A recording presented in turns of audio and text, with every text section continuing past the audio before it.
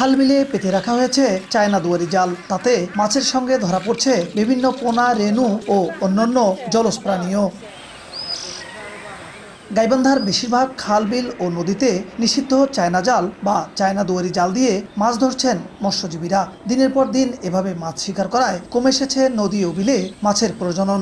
China জালের মাছ যা আছে আপনার পোনা পর্যন্ত শেষ করে ফেলায়। এই যে ঠুসি, চায়না জাল, এই মাছগুলো শেষ করে ফেলেছে। এই যে এই জালগুলি চায়নার জালের জন্য সব মাছ কমিয়েছে। তবে নিষিদ্ধ এ জাল ব্যবহার বন্ধে অভিযান চালানোর কথা জানায় মৎস্য বিভাগ। আমরা অভিযান চলছে, চলমান অভিযানটা আরো জোরদার করা হবে, সচেতনতামূলক সভা চলছে। আমরা ওই জেলেদেরকে প্রতিনিয়ত এগুলো বলতেছি।